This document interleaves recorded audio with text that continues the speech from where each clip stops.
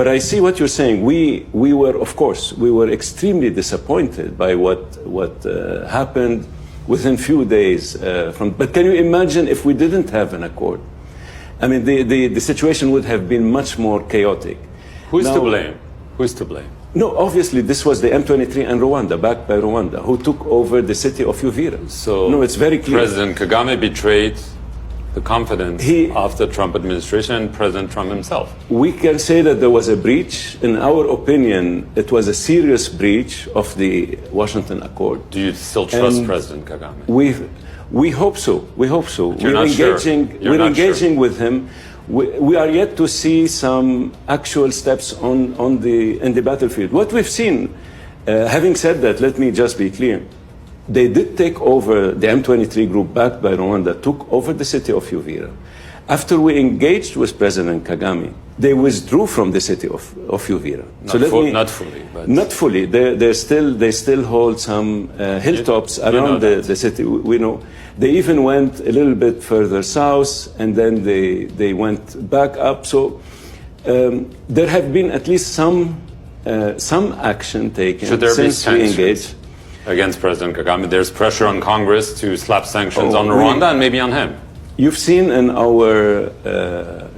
the public hearing that took place at the House of Reps.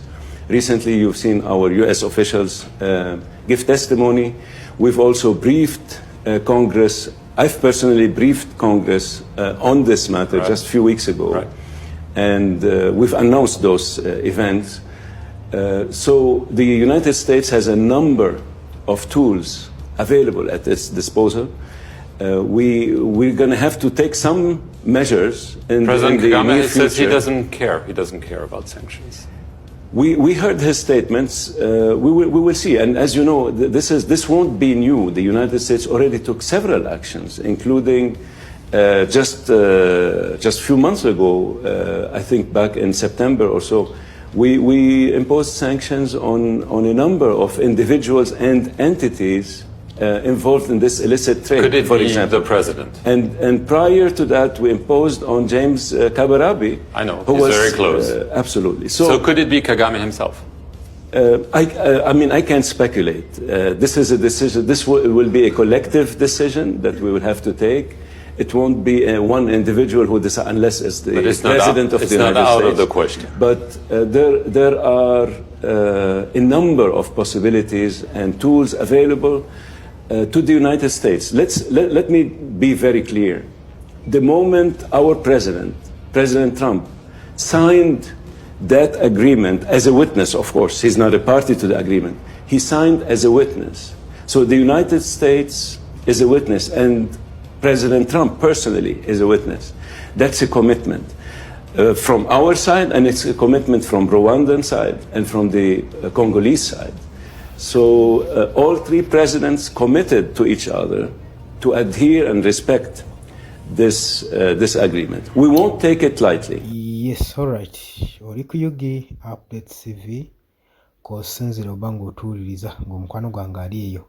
Nkimanyi okola kyamaanyi nnyo okwekumira ku mayengo gano. Kakati ebya Kagame birabika okuba bibi. Lwaki nkugamba nti kakati nno Trump okuva mu ggwanga erya US, Trump and his administration benyamidde ekyakatuukawo ku tawuni ku branch gye baafunye okuva mu tawuni eya Uvira mu Democratic Republic of Congo.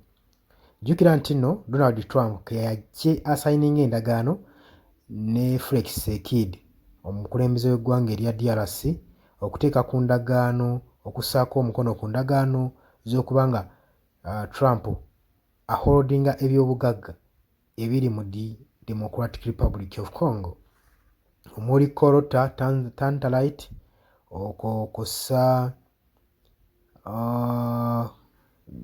kyendala awo cobalt ne minerals endala nnyingi nnyo ezikozesebwa mu byamasannyalaze mainly zibafokasinzeeko.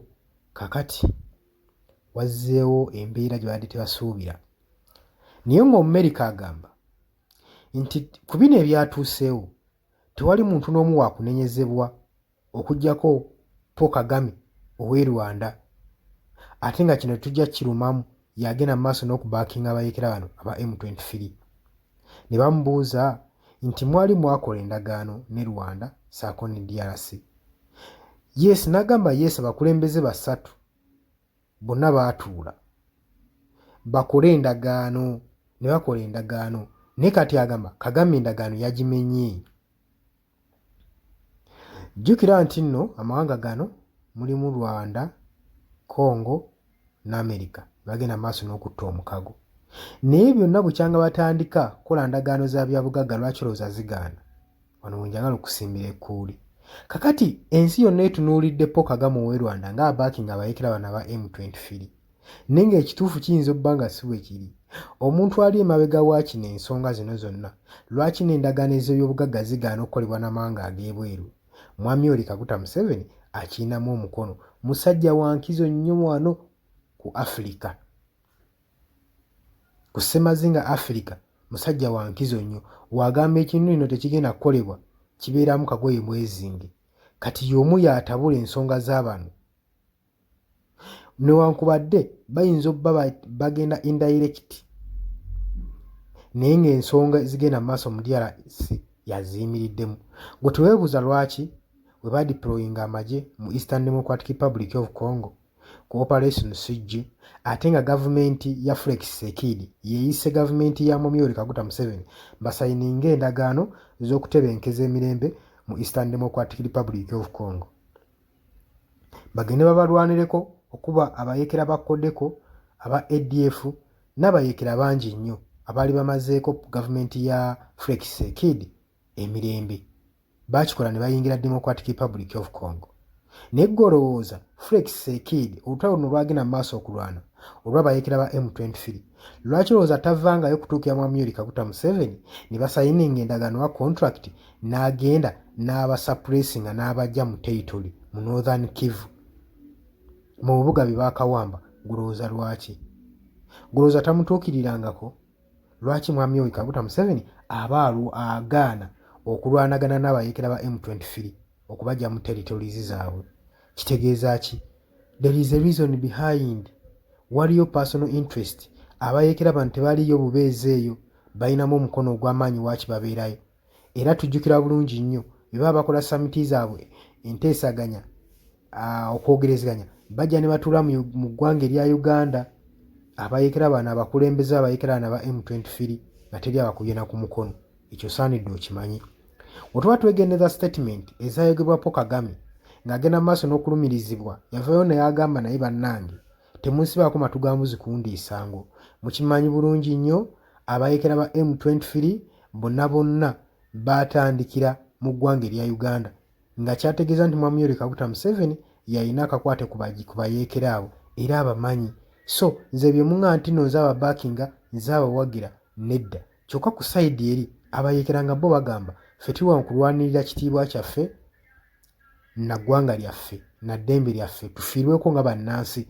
Jjukira bano bonna abasinga batuusi twandige nti bava mu ggwanga erya Rwanda abasinga, naye ate bagenda maaso n'okukaanira ettunutundu eddene mu Democratic Republic of Congo. Jjukira mbu kyanga basalako bakawamba ebibuga ebiwerako omuli Goma, omuli Bukavu, Buvuma, Airport, Uviri nayo baagiwamba tawuni, saako ne mineral centers ezeetoolodde ziwandisuubidde nti nno Kinshasa gye yandibadde yeesigamako ennyo mu extractions, ezo nazona yaziwamba. Kati Trump ng'agenda mu maaso n'okukola endagaano, kino kyamutiisizza ekyabaddewo. Agamba ye tayinza kuyita ba diplomat kugenda mu maaso na kuteekawo projects z'amaanyi ng'ate emmundu egenda mu maaso n'okutokota okutta abantu kugenda mu maaso. Kati bino byonna bizadde kalimanyeera.